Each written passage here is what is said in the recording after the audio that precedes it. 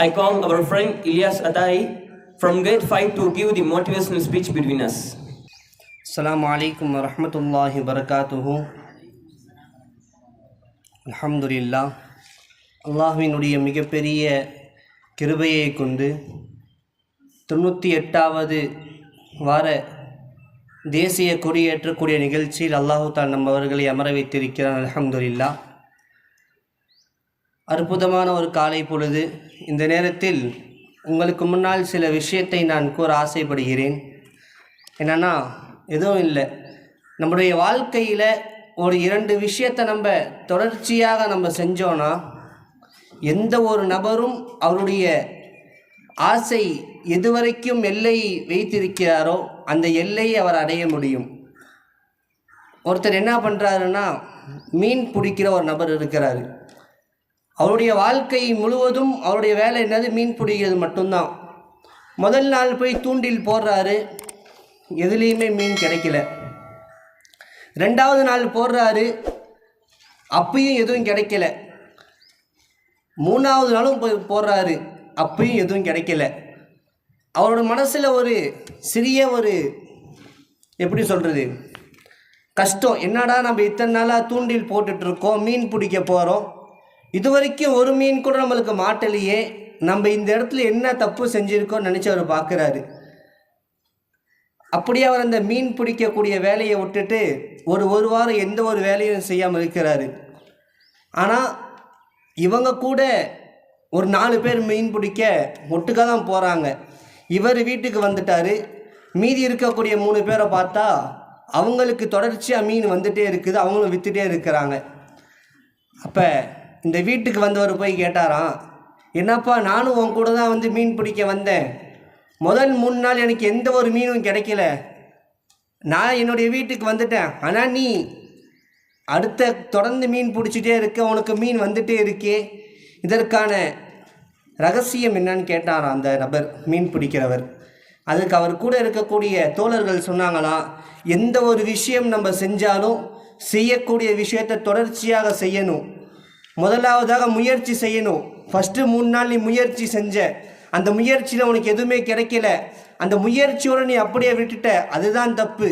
எப்போ அந்த முயற்சிக்கு பின்னால் நீ அந்த முயற்சியை உன்னுடைய வாழ்க்கையில் தொடர்ச்சியாக நீ செஞ்சு வரியோ, கண்டிப்பாக அதற்கான பலன் உனக்கு கிடைக்கும்.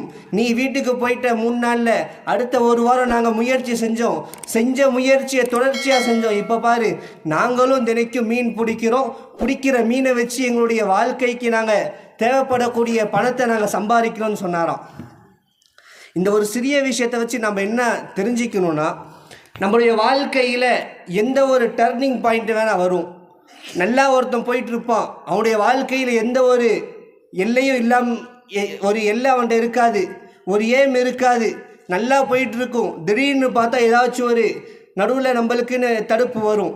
அந்த தடுப்பை எப்போ நம்ம அடித்து உடச்சிட்டு நம்ம முன்னேறி போகிறோமோ, கண்டிப்பாக தெரிஞ்சுக்கோங்க, உங்களுடைய வாழ்க்கையிலும் நீங்கள் வெற்றி பெறுவீங்க. நார்மலாக ஒருத்தன் ஒரு ஆற்றுல போய் நீச்சல் அடிக்கிறது பெரிய விஷயம் இல்லை, யார் வேணால் நீச்சல் அடிக்கலாம். ஆனால் எதிர்நீச்சல் போட்டுட்டு ஒருத்தன் போகிறான்னு வைங்களேன், அவனை தான் இந்த சமுதாயம் பார்க்கும். ஏன்னா நார்மலாக ஒருத்தன் நீச்சல் அடிக்கிறான்னா இங்கே இருக்கக்கூடிய எல்லாருமே நீச்சல் அடிப்பீங்க, அது மேட்ரு இல்லை. எதிர்நீச்சல் அடிக்கிறவனை தான் இந்த உலகம் பேசும். நாளை அவனுடைய வாழ்க்கை முடிகிற வரைக்கும் அந்த உலகம் பேசும். அதே மாதிரி தான் அந்த மீனவருடைய சம்பவம். 3 நாளை விட்டுட்டு போன நபர் தொடர்ச்சியாக அந்த விஷயத்தை செஞ்சுருந்தாருன்னா அவர் வாழ்க்கையில் அவர் மிகப்பெரிய ஒரு சாதனையை படைச்சிருப்பார். அந்த 3 நாளே அவருடைய வேலையை முடிச்சிட்டாரு, அதனால் அவருடைய சாதனை கிடைக்கவில்லை. நம்மளும் அதே மாதிரி தான் இருக்கிறோம். ஒரு விஷயத்தை நம்மளுடைய கையில் எடுக்கிறோம், ஆனால் நம்ம எடுக்கக்கூடிய விஷயத்தில் முயற்சி மட்டும் தான் நம்ம செய்கிறோம். அந்த முயற்சியும் தொடர்ச்சியாக செய்ய மாட்டேங்கிறோம். ஒரு 3 நாள் அந்த முயற்சியை செய்கிறோம், மறுபடியும் விட்டுடுறோம், அடுத்த ஒரு 3 நாள் கழித்து செய்கிறோம், அடுத்த 1 மாதம் கழித்து செய்கிறோம். அப்படி மட்டும் நம்ம விட்டு அந்த முயற்சியை செஞ்சோன்னா அதற்கான பலன் கண்டிப்பாக கிடைக்காது. ஒரு நல்லா கடைசியாக நான் ஒன்று சொல்கிறேன், இந்த விஷயத்தை நன்றாக ஞாபகம் வச்சுக்கோங்க. ஒரு விஷயத்தை நம்ம செய்யணுன்னா அந்த விஷயத்திற்கான முயற்சி நம்மள்ட்ட இருக்கணும். தொடர்ந்து 1 மாதம் ஒரு முயற்சியை செஞ்சானா 2வது மாதம் ஆட்டோமேட்டிக்காக அந்த முயற்சிக்கான பலன் அவனுக்கு கிடைக்கும்.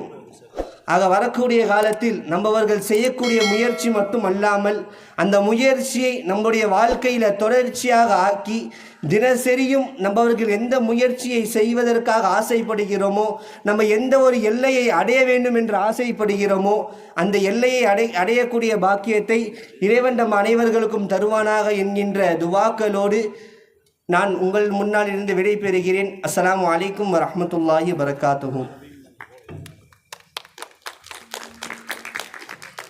Walaikum salam wa rahmatullahi wa barakatuhu. Jazakallah Ilyas. May Allah increase your speaking talent. Ameen.